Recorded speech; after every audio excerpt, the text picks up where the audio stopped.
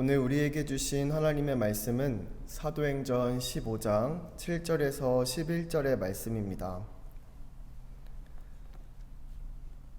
많은 변론이 있은 후에 베드로가 일어나 말하되, 형제들아, 너희도 알거니와 하나님이 이방인들로 내 입에서 복음의 말씀을 들어 믿게 하시려고 오래전부터 너희 가운데서 나를 택하시고, 또 마음을 아시는 하나님이 우리에게와 같이 그들에게도 성령을 주어 증언하시고, 믿음으로 그들의 마음을 깨끗이 하사 그들이나 우리나 차별하지 아니하셨느니라.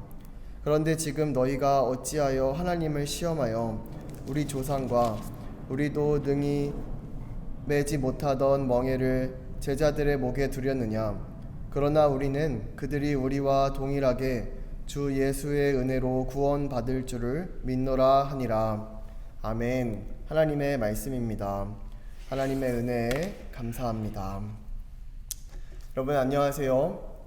오늘도 수요 어머니 기도에 오신 여러분들을 주님의 이름으로 환영하고 축복합니다. 오늘은 차별과 편견 없는 자녀 양육이라는 주제로 함께 이야기를 나누도록 하겠습니다. 여러분, 다르다와 틀리다의 차이를 아십니까? 비교가 되는 두 대상이 서로 같지 아니하다, 보통의 것보다 두드러진 데가 있다 라는 뜻을 나타내는 경우에는 형용사 다르다를 쓰고, 셈이나 사실 따위가 그르게 되거나 어긋나다 라는 뜻을 나타내는 경우에는 동사 틀리다를 써야 합니다. 국어 사전에 나타난 정의입니다. 틀리다 라는 것은 비교 자체가 되는 것이 아닙니다. 어긋난 것이죠. 그러나 다르다는 비교할 수 있는 것입니다. 그러니 틀렸다고 말하는 순간 더 이상 함께할 수 없다라는 것을 말하는 것이며, 다르다라는 것은 서로 다름의 이해를 한다라고 볼 수 있습니다. 최근 인기리에 사이코지만 괜찮아 라고 하는 드라마가 있었습니다. 이 드라마를 유심히 보게 되었는데, 등장인물 중에 오정세라는 배우가 연기한 문상태라는 캐릭터 때문이었습니다. 이 문상태라는 친구는 자폐성 장애인으로 등장합니다. 놀라운 암기력 그리고 그림 실력을 가지고 있지만 소통과 스킨십은 굉장히 어려워합니다. 좋아하는 만화는 둘리이고 한 동화 작가의 열성 팬입니다. 상태에게는 조금 다른 부분이 하나 있습니다. 바로 동생인 강태의 감정을 읽는 방법입니다. 사람들이 감정을 느낄 때는 표정, 언어, 행동, 이 모든 것을 포함해서 통합적으로 감정을 이해하고 알게 되지만, 상태는 그것이 어려웠던 것입니다. 상태가 사람의 감정을 이해하는 유일한 방법은 바로 표정이었습니다.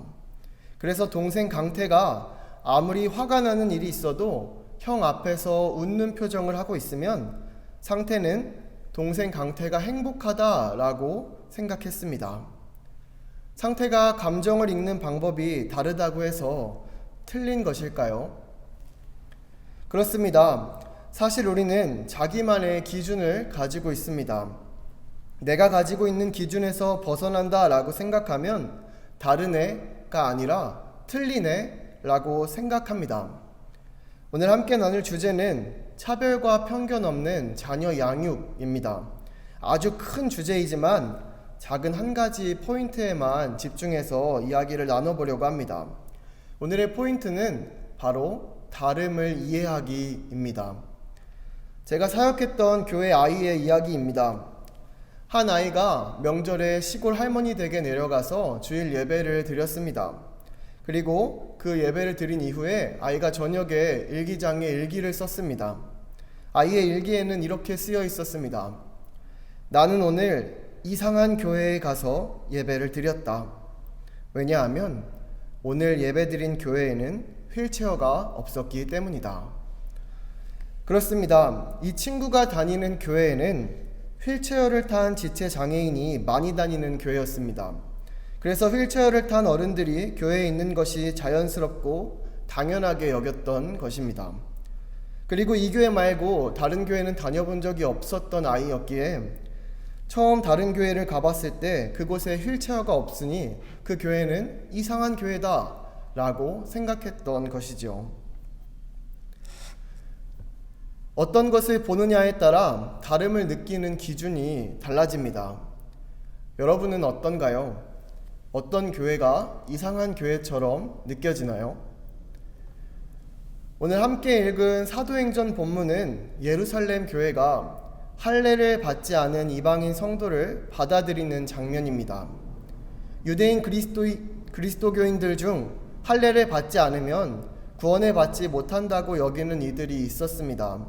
이 문제에 대해 예루살렘 교회는 회의를 거쳐서 논의를 합니다. 이방인에게도 할례를 행하고 모세의 율법을 지키라 라고 명하는 것이 마땅하다 라고 생각하는 바리새파 그리스도인들의 주장이 있었습니다. 많은 변론을 나눈 후에 베드로가 이야기합니다. 하나님이 우리에게와 같이 그들에게도 성령을 주어 증언하시고 믿음으로 그들의 마음을 깨끗이 하사 그들이나 우리나 차별하지 아니하셨느니라. 베드로는 사실 처음부터 이렇게 생각했던 사람이 아니었습니다. 베드로도 유대인이요 철저히 유대인들이 생각하는 교회는 할례와 율법이 지켜져야만 하는 곳이라고 생각했기 때문입니다. 그러나 앞에서 고넬료라고 하는 이방인을 만나는 사건이 9장에 펼쳐집니다. 베드로의 생각이 깨지고 하나님께서 이방인에게도 믿음과 구원의 역사가 일어난다라는 사건을 미리 알려주셨던 것입니다. 우리는 이 말씀을 읽으며 묵상해 봅니다. 성령께서 우리의 마음에 동일하게 역사하시고 믿음으로 고백하는 이들에게 하나님께서는 차별하지 않는다라고 하는 말씀 말입니다. 누구나 자신의 기준이 있습니다. 그 기준에서 벗어나면 아까 이야기한 것처럼 다른 것이 아니라 틀리다 라고 튕겨내는 것이 우리의 관습이자 습성입니다. 그러나 우리는 이 기준에 대한 질문을 끊임없이 해야 됩니다. 여러분, 우리의 자녀들이 차별과 편견이 없는 자녀로 자라기를 바라십니까? 정말 그렇다면 내 안에 지금 지니고 있는 차별과 편견들이 무엇인지 살펴볼 필요가 있습니다. 그리고 우리 자녀들의 환경이 얼마나 차별과 편견이 생기지 않는 위치에 서 있는지 확인해 보아야만 합니다. 장애인과 날마다 함께 예배를 드리고 함께 교제를 나눈 사람이 장애인에 대한 차별과 편견을 많이 가지고 있을까요? 그렇습니다. 사실 우리는 우리의 경험과 경계 밖에 있는 것들을 잘 생각하지 못하게 됩니다. 나에게 노출되어 있는 환경과 상황에 자연스럽게 익숙해지고 적응하기 때문입니다.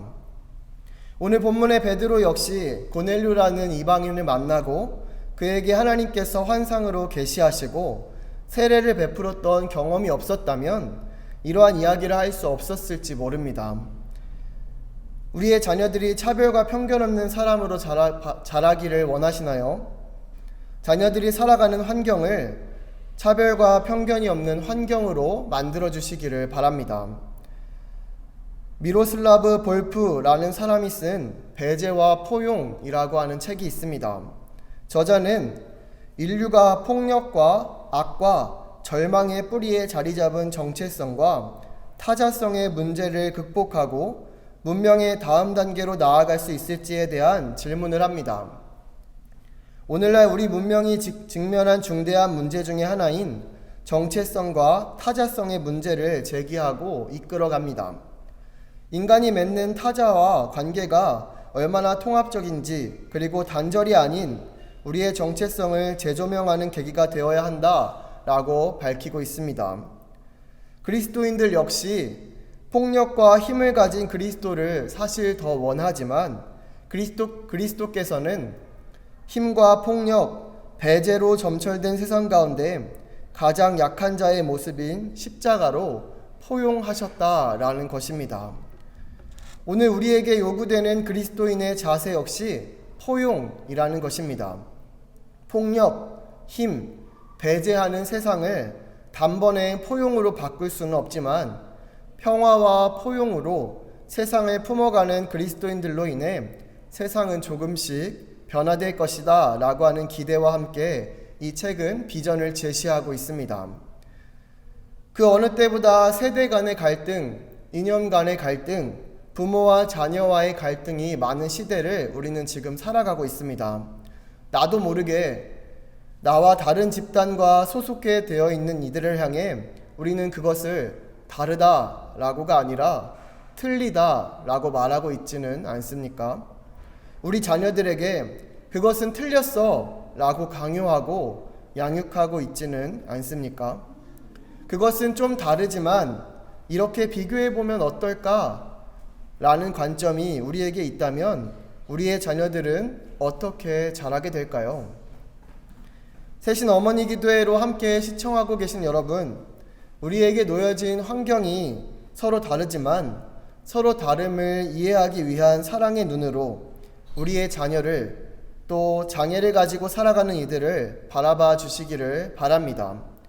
배제가 아니라 차별하지 않으시는 성령 하나님의 역사로 우리를 포용하시고 연약함으로 받아주신 예수님의 사랑처럼 세상의 이웃들을 또 우리 자녀들을 양육하시는 모든 어머니들 그리고 부모님들 또 가정이 되시기를, 그래서 세상을 바라보는 눈이 차별과 편견이 아니라 다름을 이해하고 사랑으로 포용하는 우리의 자녀들로 자라가기를 주님의 이름으로 축복합니다. 아멘.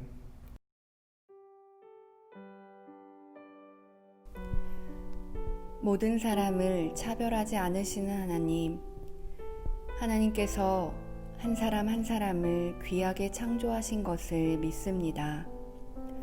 서로의 생각과 모습이 다르지만 우리는 모두 주님 안에서 한 형제 자매임을 믿습니다. 우리에게 서로를 존중하고 사랑하는 마음을 주셔서 서로의 다름을 이해하고 인정하며 서로의 부족함을 채우는 아름다운 공동체를 만들어가게 하옵소서.